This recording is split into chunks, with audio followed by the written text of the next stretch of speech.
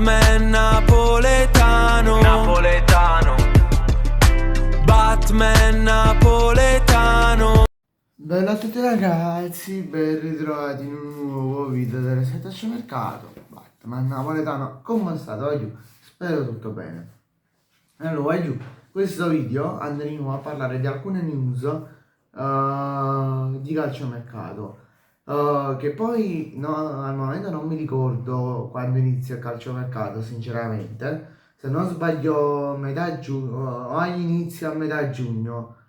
Diciamo per il 15-20 giugno dovrebbe essere già iniziato, però vabbè, già ci sono varie notizie di calciomercato già pronte.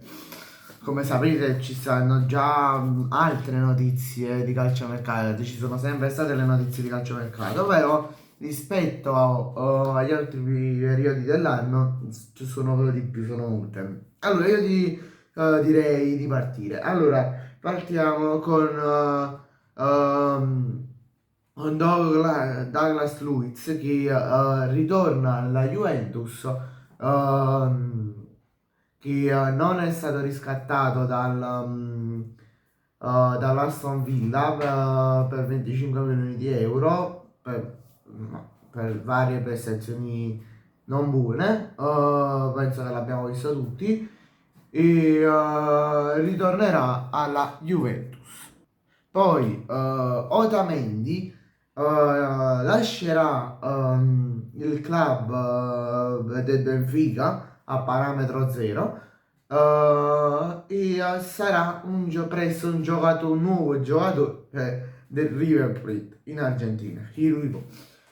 Poi Douglas, vabbè, questa qua mi stavo scordando, già l'abbiamo fatta, un voto di memoria, scusate. E poi Domenico Tedesco è il nuovo allenatore del Bologna dopo che è stato esonerato Vincenzo Italiano, dopo che è stato esonerato. Il contratto dovrebbe essere fino al 2028, un contratto biennale con opzione di rinnovo in caso di qualificazione all'ultima stagione, no all'ultima stagione, alla prima stagione, quindi la prossima 25, 26, 27 in Europa League. Oppure se dovrebbe essere, se arriva in Champions League dovrebbe essere un rinnovo non più di un anno ma di 2 anni. Poi una notizia, un paio di notizie sul Napoli, cioè che il Napoli è su giocatore del Milan Rabiot. Sappiamo l'intesa che ci sta tra il nuovo allenatore del Napoli, Massimiliano Allegri, tra l'altro primo ex, perché ha giocato sia nel Napoli che ha giocato quando era giocatore e l'ha allenato tutt'oggi, quindi primo ex della storia del Napoli. Vabbè, è su Rabiot il Napoli, primi contatti tra il club rossonero e il giocatore. Ci sono i primi contatti, ancora non ci sta proprio la prima offerta proprio ufficiale, però ci stanno questi primi contatti tra i due club del giocatore. Poi il Napoli anche su Marco Gila, attuale giocatore della Lazio. Come sia per fare lo stesso discorso per Rabiot, siamo ai primi contatti.